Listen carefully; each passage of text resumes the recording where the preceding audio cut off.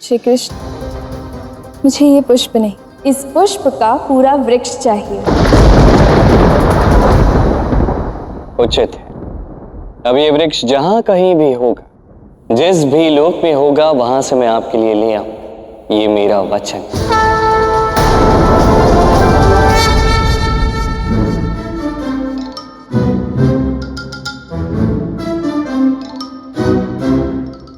कान्हा ने तो कहा था कि देवर्षि स्वयं मुझसे मिलने आ रहे, लेकिन कहाँ मिलने आ रहे हैं ये नहीं बताया। नारायण नारायण। प्रणाम। प्रणाम। बलराम, आप यहाँ हैं? आपको मैं पूरी द्वारका में कब से खोज रहा था। मैं स्वयं आपको समस्त द्वारका में खोज कर आ रहा हूँ, और अब आप, अच्छा छोड़िए ये सब छोड़िए, आप मुझे ये बताइए कि आप मुझे खोज क्यों रहे हैं, हुआ क्या है? श्री कृष्ण ने मुझे शीघ्र ही स्मरण किया है, इसीलिए मैं आपको ढूंढ रहा था। सोचा कि उनसे मिलने से पहले ही उनके मंतव्य को जान लूं और कोई समाधान ढूंढ लूं। मैं आपको इतना अवश्य बता सकता हूँ कि कान्हा के कथनानुसार एक नए अध्याय का आरंभ होने वाला है, जो हम सभी को एक महागाथा की ओर ले जाएगा। तो अब यदि ऐसे समय पर कान्हा ने आपको स्मरण किया है, तब तो संभव है कि अवश्य इस नई महागाथा में आपकी कोई महत्वपूर्ण भूमिका रहने वाली। श्री कृष्ण की लीला में मेरी महत्वपूर्ण भूमिका। नारायण नारायण। प्रणाम।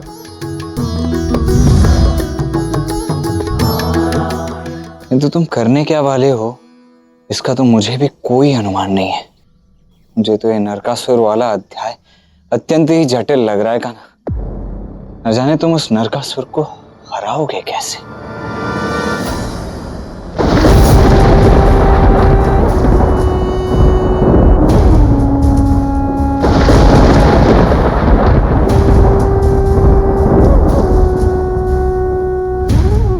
असुरराज, देखिए मैं पृथ्वी से सुंदर कन्याएं लाया हूं।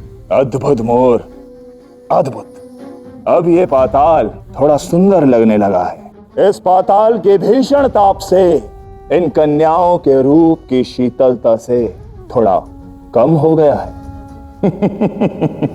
तुम लोग नहीं बचोगे। हमें देवराज इंद्र पर पूर्ण विश्वास है। वो शीघ्र ही तुम्हारा अंत करेंगे और हमें मुक्त करेंगे।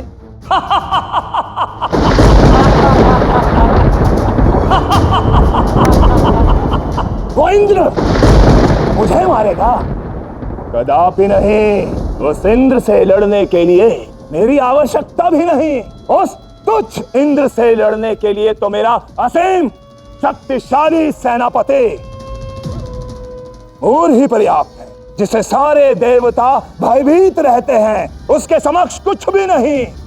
स्वयं ब्रह्मा ने जिसे वरदान दिया हो, वो मोर जिसकी दृष्टि पड़ते ही समस्त ब्रह्मांड में हाहाकार मच जाए, चारों ओर भस्म ही भस्म होगा। ऐसे नहीं असुरराज, शक्ति वर्णन करने के लिए नहीं, अपितु तो दिखाने के लिए होती है।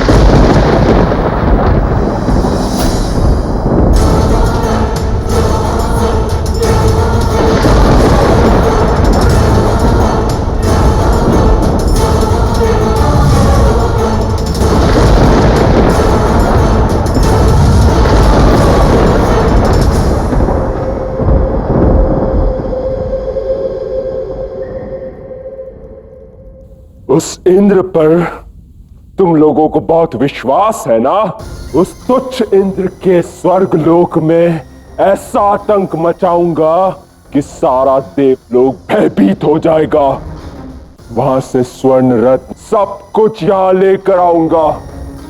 इस पाताल लोक को देवलोक से भी अधिक सुंदर बना दूंगा और अनेकों सुंदर कन्याएं लेकर आऊंगा मैं। कोई मेरा कुछ भी नहीं बिगाड़ पाएगा।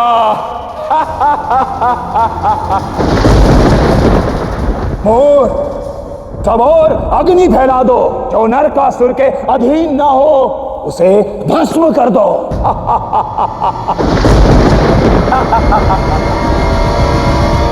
नारायण नारायण।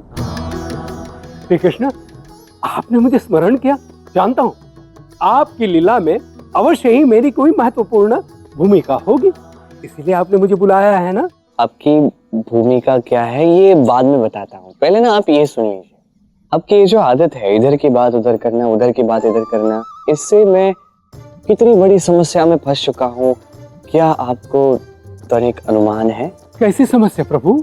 कैसे बताऊं आपको? आपको क्या आवश्यकता थी सत्यभामा से ये कहने की कि वो पुष्प उसके लिए था? वो उपहार तो रुक्मिणी के लिए था, आपने बता दिया। वो क्षमा करे प्रभु, मुझसे बहुत बड़ी भूल हो गई। कर ही नहीं सकता मैं क्षमा आपको। देखिए, भूल आपसे हुई है तो आपको ही इसे ठीक करना होगा। आपको ज्ञात है क्या हो रहा है? सत्यभामा अब बहुत क्रुद्ध हो चुकी है और उसने मुझसे अब जो कुछ भी मांगा है ना, वो आपको उसे लाके देना होगा। कोई और विकल्प ही नहीं है। ठीक है प्रभु, आप ही बताइए, आपके इस भक्त को क्या करना है? वो आपको पारिजात का पुष्प। हाँ, मैं पुनः प्रयत्न अवश्य करूंगा प्रभु। पूरी बात सुन लीजिए ना, पारिजात का पुष्प नहीं चाहिए, पारिजात के पुष्प का पूरा वृक्ष चाहिए सत्यभामा को, और वो आपको लाना है। नारायण नारायण, ये नहीं हो सकता प्रभु। आप तो जानते हैं इंद्राणी को उस वृक्ष से कितनी गहरी आसक्ति है। वो किसी को एक पुष्प न दे, संपूर्ण वृक्ष। नारायण नारायण प्रभु, ये तो असंभव है। फंस गए ना अब आप। इसी प्रकार मैं भी फंसा हुआ हूं, मैं क्या करूं? भी बिगाड़ा आपने है तो आपको ही इसे सुलझाना होगा। तो आप अब जाइए, देवराज इंद्र के पास जाइए और उनसे बात कीजिए जो आपको उचित लगे। किंतु प्रभु, इंद्राणी तो आतंक मचा देगी। मैंने सोचा था इस अध्याय में मेरी भूमिका महत्वपूर्ण होगी, किंतु यहाँ तो दंड की स्थिति बनी है प्रभु। नारायण नारायण।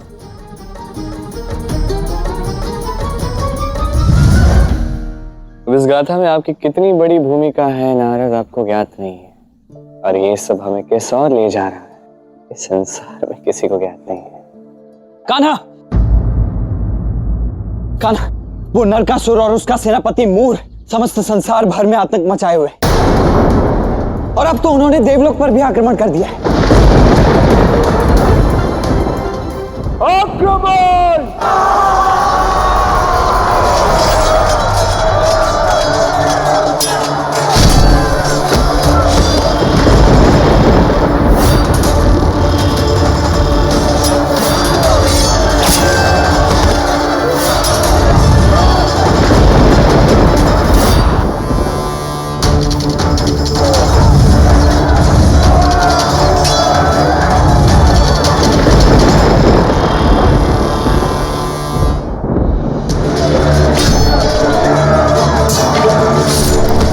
धर्मराज, हमें यहाँ से भागना होगा।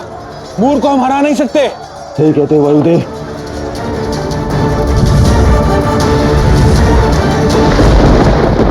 सारे देवता भाग गए, डर गए, हार गए।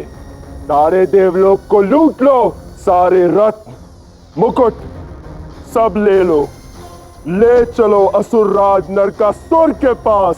स्वर्ग को नर्क बना दो और नर्क को स्वर्ग। कान्हा, सुना तुमने उस मूर्ख मूर ने क्या कहा? स्वर्ग बनेगा नर्क और नर्क बनेगा स्वर्ग। कान्हा, यहाँ स्वर्ग और नर्क का संतुलन बिगड़ने पर है। तुम्हें नहीं लगता तुम्हें इसमें कुछ करना चाहिए? जाओ कान्हा, जाकर ठीक करो सब कुछ। अभी नहीं धर्म, तो पारिजात का वृक्ष, मूर का आक्रमण, नारकासुर की जागृति, सब कुछ एक दूसरे से जुड़ा हुआ है, आपस में जुड़ा हुआ। किंतु कान्हा, इस समय अधिक महत्वपूर्ण तो ये है ना कि उस मूर ने वहां पर आतंक मचा रखा है। उसका हम क्या करें इस समय? धर्म स्थापना का ये सबसे बड़ा कार्य आरंभ हो रहा है, तो ये सब होना तो स्वाभाविक है, ये होना चाहिए। इससे संघर्ष की शक्ति बढ़ेगी, ज्ञान के चक्षु खुलेंगे। ज्ञान के चक्षु खुलेंगे? किसके? तुम्हारे? कान्हा, तुम भूल रहे हो, तुम त्रिकालदर्शी हो, त्रिलोकदर्शी हो तुम। मेरे नहीं, देवराज इंद्र के। जिस धर्म स्थापना के रथ का मैं सारथी बनने वाला हूं, उसके देवराज इंद्र अभिन्न अंग है, इसलिए मैं प्रतीक्षा कर रहा हूं उस क्षण की, जहां देवराज इंद्र को वो ज्ञान प्राप्त हो जाएगा जो उनके लिए आवश्यक है, कि उसके पश्चात ही उनके ज्ञान चक्षु खुलेंगे। और उसी के पश्चात धर्म स्थापना का रथ चलेगा। और जब धर्म स्थापना का ये रथ चलेगा तब मैं अपना कर्म करूंगा, तब संतुलन लाऊंगा, संचालन भी करूंगा और संहार भी।